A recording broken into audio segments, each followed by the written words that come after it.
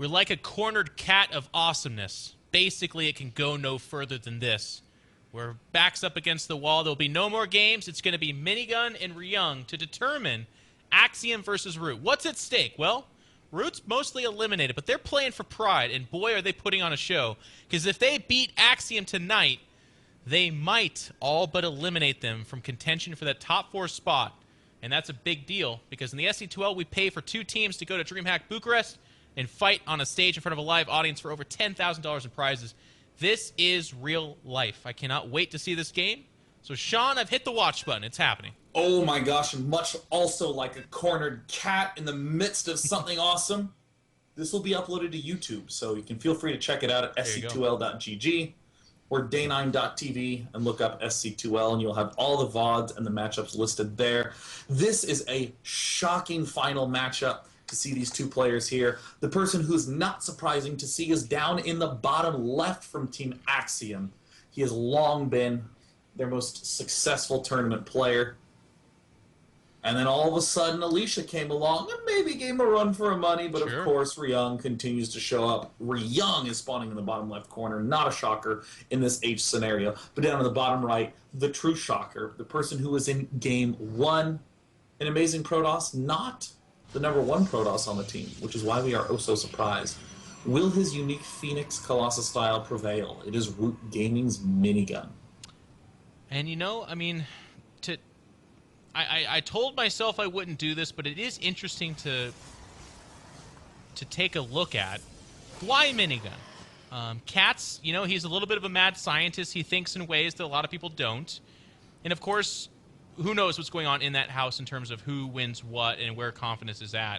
But Minigun has been trashing Terran players. He's got a really good PvT. He also beat Apocalypse, I do believe, in his WCS run to get back into Premier League. I know I've seen him beat other good Terran players. I mean, one of them that leaps out at me is he actually, in the recent Landhammer tournament, defeated DeMuslim, who's no slouch at all. And defeated DeMuslim in WCS this most recent season, so yeah, was the eliminator of Dr. DeMuslim. I mean, the crux of the style that we're talking about is this mid-game Phoenix Colossus composition. I mean, the general concept is Colossus are good at killing Bio, Vikings are good at killing Colossus. So let's make Phoenixes to kill the Vikings. Added bonus, great at chasing down medevacs and picking them off. Great at preventing medevac drops from happening altogether. But having a composition is way different than getting a composition. This is something that we were talking about on State of the Game episode 100. It doesn't really matter how great that mix is unless getting there is great. So we see Minigun open up Oracle to try to deal some harassment damage and then follow up with that. We see other players like Jim and Moxed open up Phoenixes.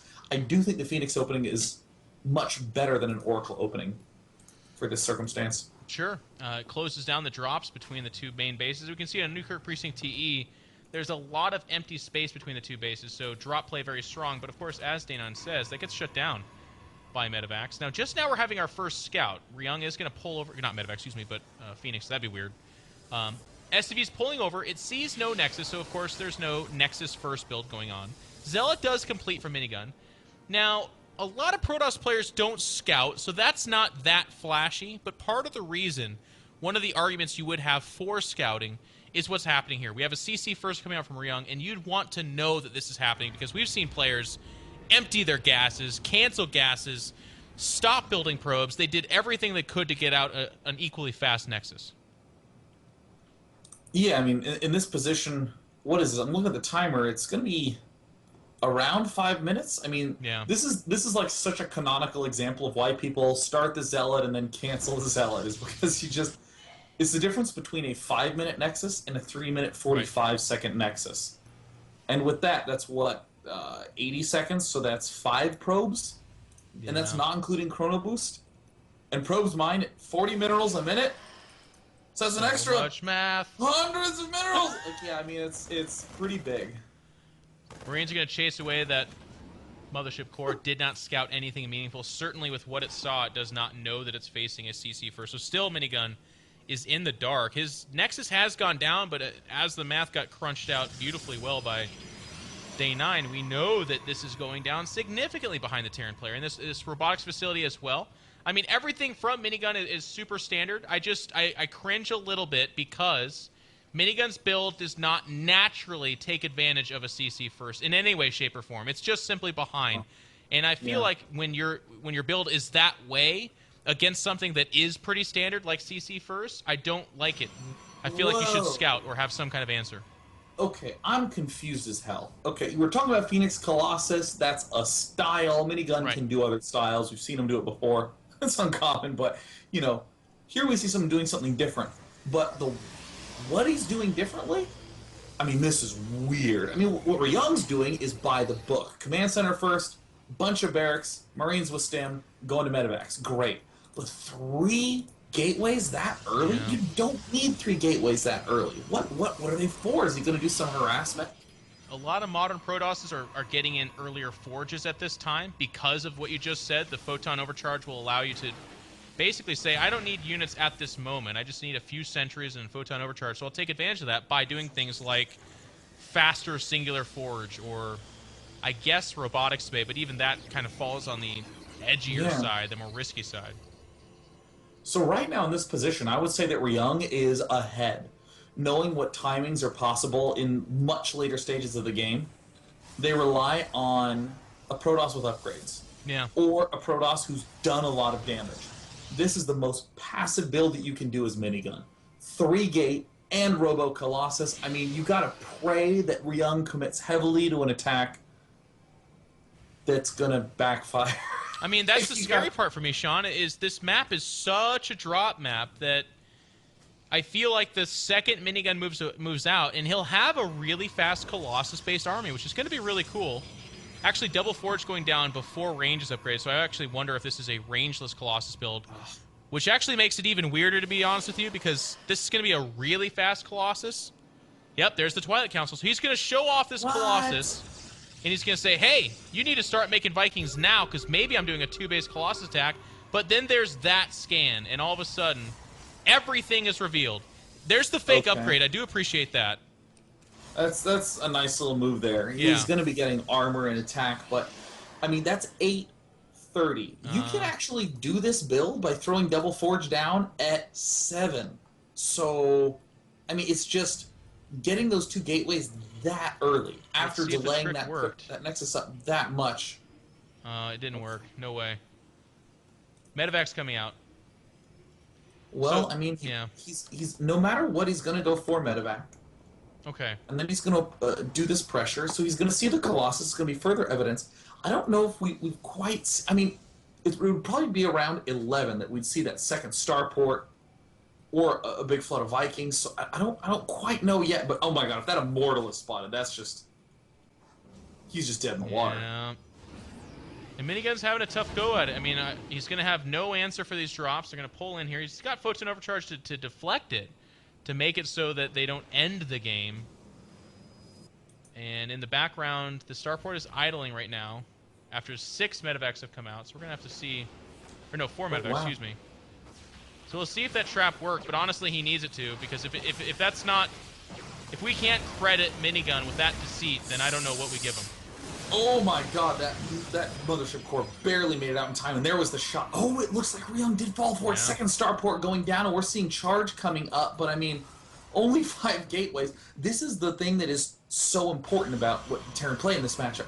If you just flood a little bit more emphasis on the bio than on the Vikings, you crush these kinds of transitions anyways, because you see the 1 Colossus out, there's the Immortal out. You need like 7, 8, up to 13 gateways by the time this 3rd base is done to really exploit this, but Ryung has plenty of bio to deal with this. Ryung is annoyingly attacking it just before charge, and Minigun's having to spend all the money he can just to survive. Your Mothership Core does go down, but not before it gets off a time stop. And that time stop scored a lot of big hits for Minigun, so it looks like he will be able to survive for now, but he's actually trailing in supply. He's going to have to remake the Mothership Core, and as you said, with only 5 gateways... Yes, Minigun's getting this 3rd down, and he does have Storm incoming, so it's a defensive opening, which I find very interesting. The Colossus into defensive opening is strange to me. I mean, it does guarantee that you get this base up pretty easily, this third Nexus. I mean, Yeah. for all that we talk about tech transitions and tech switches, I mean, a Colossus is a damn good unit. Yeah. Getting it up to provide that purpose. But Ryung has already thrown down his extra 3 racks, so he's going to be getting plenty of bio to do the damage dealing. With the Archon out, I mean, there is no surprise anymore to Ryung what's going on, but we only see 2 gateways going down. His gateway number needs to be at something pretty excessive right now. Oh, yeah. Or he needs to resume Colossus production fast. Like, one of those two must happen. And it's got to be gateway. I'm not going to lie. Like, it must be gateway. It necessarily has to be gateway. He doesn't have the range yet. He's going to be up against a huge bio force. He's done too much sort of swapping around of his tech. He just needs the units. And Minigun only has 1 storm available to him over here. There's quite a few Vikings. It's like 4 or 5. And that's way too many for the 1 rangeless Colossus. Photon Overcharge is ready to go. So Minigun has all the tools. If his Mothership Core goes too far forward, it dies. Unfortunately, it was very sloppy. Inside the main, a drop does get cleaned up, medevac included. And Minigun will push this off and now has several storms at his disposal. So there's the Colossus in range production. It's going to be a very dicey moment. Okay, sorry. Oh, the medevacs didn't quite get picked off.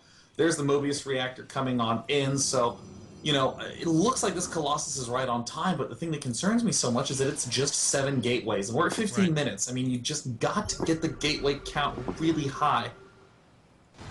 And these medevacs are going to swing over here. Do they get spotted? There is an observer right there, and yes, they do.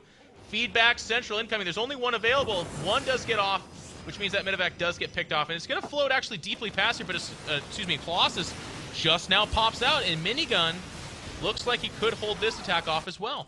Oh god, Minigun's taking an expansion. I mean, unless Minigun has perfect control, fantastic storms, he is doomed. Oh, get that feedback off! Get that... feedback it! Feedback! You have the energy? He has the energy! No, it's 36. No, he doesn't have the There's energy. 37, there it is. You got him! Yeah, that felt good. And of course, we have this enormous push moving across the middle of the map. I mean, right now, Minigun has to get more production facilities. By taking this 4th base, he's cut himself even thinner. I mean, again, Ryung can fall into this sort of drop pattern and slowly begin falling behind. But there's that. Oh, look at that second robo facility. The big flood of gateways. I love a second robo now. I mean, Minigun has a window of enormous vulnerability, but after that, he's actually going to be in very good shape. Minigun has walked a tightrope to this point in time, but he's gotten here. Okay, this 4th base is established.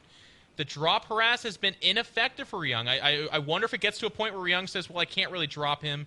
He's too well prepared. He's feedbacking all my drops, and maybe that ceases to happen. He's going to move out into the middle, but there's a pretty big upgrade advantage happening right now for our Protoss player.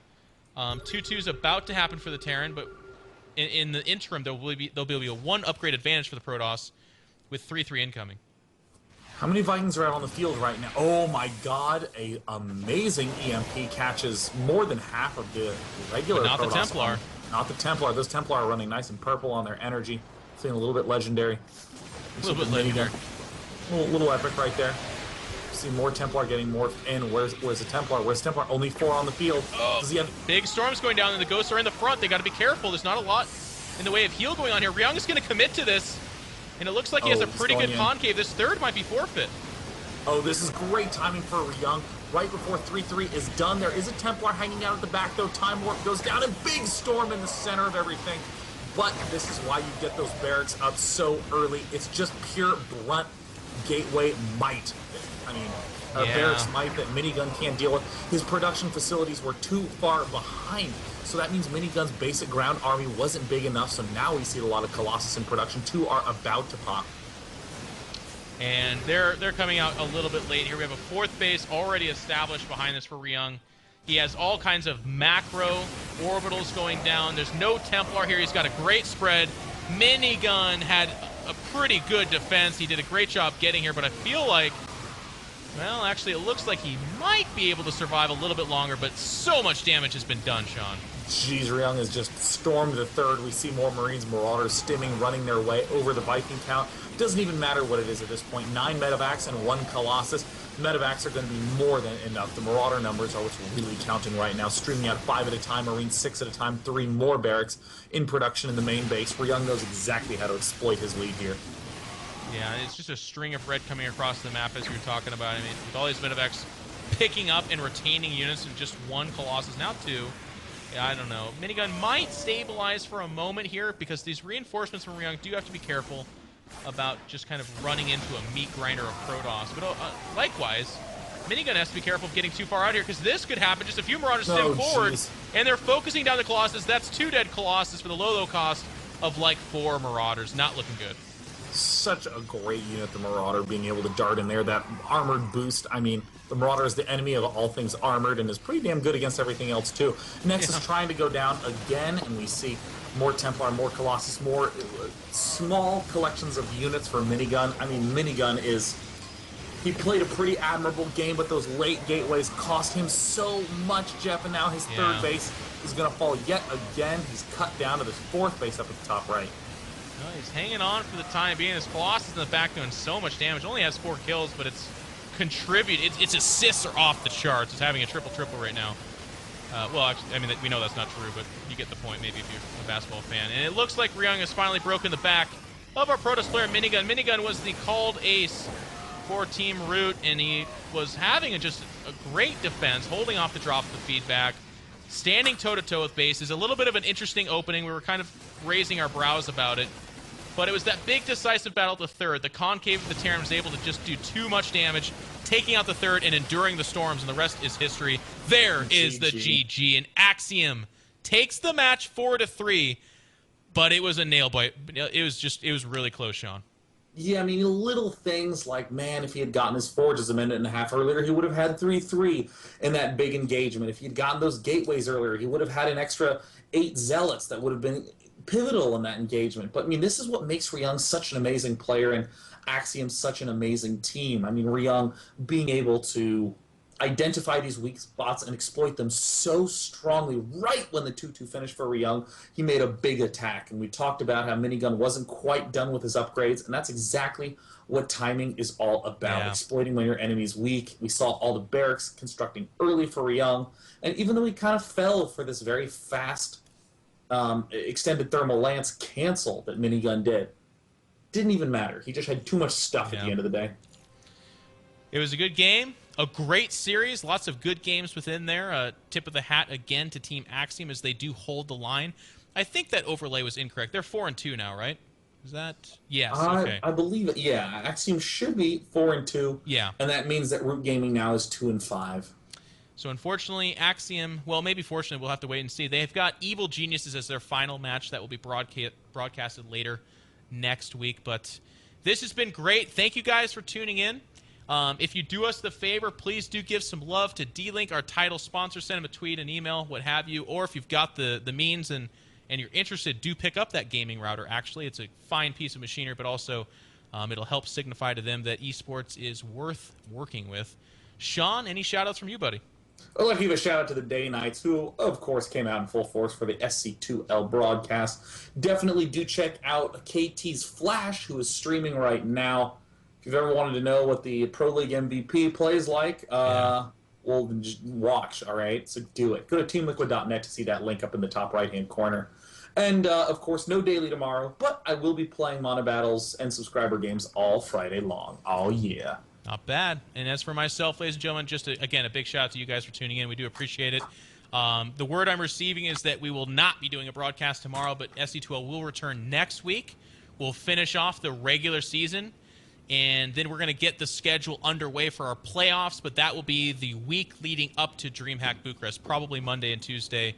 We'll try to get those all played out for you guys. We've got some exciting and excellent StarCraft 2 coming down. And I can't wait. As for me personally, follow me on Twitter if you don't mind. EG in Control. He is Day9TV. I'll be in Seattle at PAX, so if you're going to attend that, make sure and stop by the Kingston booth. Otherwise, you guys are beautiful. Thank you for tuning in, and we will see you next time. Have a good night.